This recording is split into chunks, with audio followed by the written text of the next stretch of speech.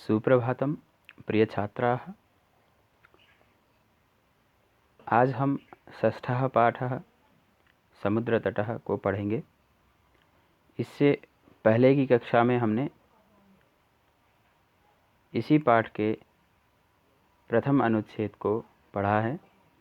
आज हम द्वितीय अनुच्छेद और बाकी के हिस्से को पढ़ेंगे।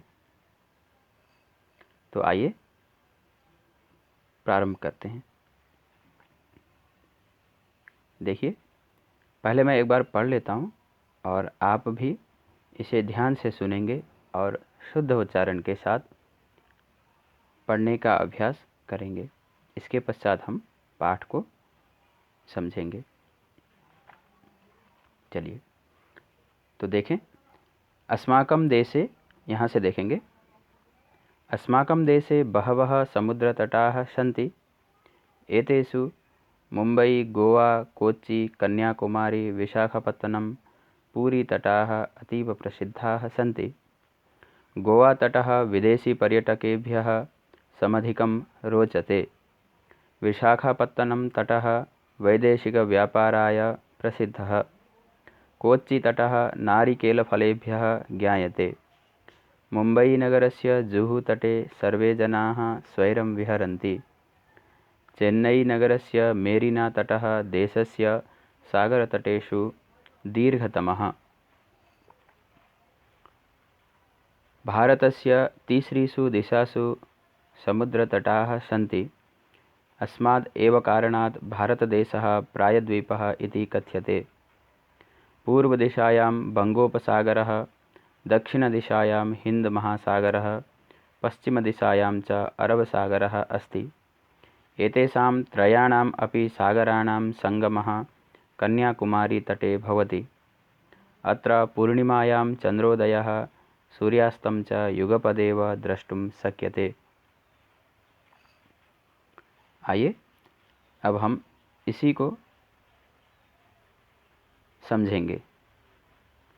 अस्माकं देशे बहवः समुद्रतटाः सन्ति, अर्थात अस्माकं यानी हमारे, देशे माने देश में, बहवः माने बहुत से, समुद्रतटाः माने समुद्र के किनारे, सन्ति माने हैं। समुद्रतटाः जो शब्द है वह बहुवचन में है। तो अस्माकं देशे बहवः समुद्रतटाः सन्ति, हमारे देश में बहुत से समुद्र के तट हैं। एतेषु मुम्बई, गोवा, कोच्चि, कन्याकुमारी, विशाखापत्तनम, पूरी तटाः अतीव प्रसिद्धाः सन्ति। इनमें से मुंबई, गोवा, कोच्चि, कन्याकुमारी, विशाखापत्तनम और पूरी तट अतीव माने बहुत ही, प्रसिद्धाः प्रसिद्ध, सन्ति माने हैं। बहुत से समुद्र के तट हैं भारत में, पर उनमें से भी जो मुंबई, गोवा, कोच्चि, कन्याकुमारी, विशाखापत्तनम और पूरी के जो तट हैं वे बहुत ही प्रसिद्ध हैं। गोवा तटः विदेशी पर्यटकेभ्यः समधिकं रोचते। गोवा का जो तट है, इनमें से जो गोवा का तट है वह विदेशी पर्यटकों को बहुत ही भाता है, उन्हें बहुत ही अच्छा लगता है। रोचते माने प्रिय लगता है, अच्छा लगता है। विशाखापत्तनम तटः वैदेशिक व्यापाराय प्रसिद्धः। विशाखापत्तनम का जो तट है वह विदेशों के साथ व्यापार के लिए, यानी विदेशों के साथ व्यापार, बिजनेस के लिए प्रसिद्ध है। कोच्चि तटः नारिकेलफलेभ्यः ज्ञायते। कोच्चि का जो तट है वह नारियल के फलों के लिए जाना जाता है। मुंबई नगरस्य जुहू तटे सर्वे जनाः स्वैरं विहरन्ति। मुंबई नगर का जो जुहू जो तट है वह, जुहू तट जो है उसमें लोग खुले में घूमना पसंद करते हैं। सर्वे जना माने सभी लोग, स्वैरम माने स्वच्छंद होकर के, खुले होकर के, विहरन्ति माने घूमते हैं, टहलते हैं, सैर करते हैं। चेन्नई नगरस्य मेरिना तटः देशस्य सागर तटेषु दीर्घतमः। चेन्नई नगर का जो मेरिना तट है वह देश के सागर तटों में सबसे लंबा है।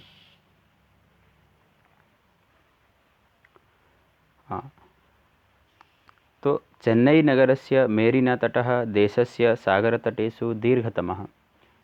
चेन्नई नगर का जो मेरीना नाम का जो तट है वह देशस्य माने देश के सागर तटेषु समुद्र के किनारों में, जितने भी समुद्र के किनारे हैं उनमें सबसे दीर्घ है, यानी दीर्घ यानी लंबा है। सबसे लंबा समुद्र तट मेरीना तट है, इसका यह अर्थ है। भारतस्य तीसरीषु दिशासु समुद्र तटाः सन्ति। भारत के तीनों दिशाओं में समुद्र तट हैं। बच्चों, भारत का मैप याद कीजिए, मानचित्र को याद कीजिए और देखिए भारत के तीनों ओर समुद्र हैं। इधर बंगाल की खाड़ी की ओर भी समुद्र है और नीचे तमिलनाडु की ओर भी समुद्र है और इधर गुजरात की तरफ भी समुद्र है। तीनों तरफ समुद्र हैं और ऊपरी हिस्से में समुद्र नहीं है, हिमालय है। तो तीसरीषु दिशासु, तीनों दिशाओं में समुद्र हैं भारत के। अस्मात् एव कारणात्, यही कारण है कि भारत देशः प्रायद्वीपः इति कथ्यते। यही कारण है कि भारत देश को प्रायद्वीप कहते हैं। प्रायः द्वीप, लगभग द्वीप है। द्वीप यानी टापू, नहीं तो पूरी तरह से टापू कहलाता अगर चारों ओर समुद्र होते तो। तीन तरफ समुद्र हैं, इसीलिए इसे प्रायद्वीप ऐसा कहते हैं। यह ध्यान देने वाली बात है। प्रायद्वीपः इति कथ्यते। पूर्व दिशायां बंगोपसागरः, दक्षिण दिशायां हिंद महासागरः, पश्चिम दिशायां च अरब सागरः अस्ति। पूर्व दिशायां, पूर्व की ओर बंगोपसागरः, बंगोपसागर है। दक्षिण दिशायां, दक्षिण की ओर हिंद महासागरः, हिंद महासागर है। पश्चिम दिशायां च, पश्चिम दिशा की ओर अरब सागरः अस्ति, और पश्चिम दिशा की ओर अरब सागर है। एतेषां त्रयाणाम् अपि सागराणां संगमः कन्याकुमारी तटे भवति। इन तीनों ही सागरों का जो संगम है, जो मेल है, वह जाकर के कन्याकुमारी तट पर होता है। इसका यह अर्थ है, एतेषां त्रयाणाम् अपि सागराणां संगमः कन्याकुमारी तटे भवति। इन तीनों सागरों का जो मेल है, जो संगम है, मिलन है, वह कन्याकुमारी वाले तट पर होता है। अत्र पूर्णिमायां चंद्रोदयः सूर्यास्तं च युगपदेव द्रष्टुम शक्यते।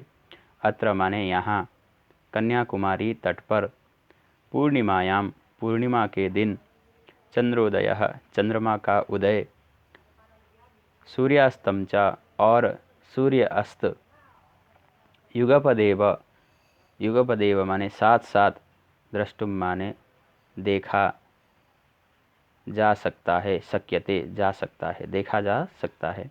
यानी कन्याकुमारी तट पर पूर्णिमा के दिन इधर चंद्रमा उदय हो रहा है और उधर सूर्य अस्त हो रहा है। ये दोनों दृश्य, ये दोनों नज़ारे साथ साथ, युगपदेव यानी साथ साथ, द्रष्टुम शक्यते, देखा जा सकता है। यह इसका अर्थ है। तो यह सब जगह दिखाई नहीं पड़ता है कि कहीं चंद्रमा उदय हो रहा है और सूर्य अस्त हो रहा है, लेकिन यह कन्याकुमारी में देखा जा सकता है। यह कन्याकुमारी की विशेषता है। शायद आप में से बहुत से लोग गए भी होंगे और यह नज़ारा देखा भी होगा। तो कन्याकुमारी की यह विशेषता है। तो यह पाठ भी यहाँ पर समाप्त होता है। पहले आप इसे समझ लीजिए, फिर हम शब्दार्थ और प्रश्न अभ्यास की तरफ चलेंगे। धन्यवाद।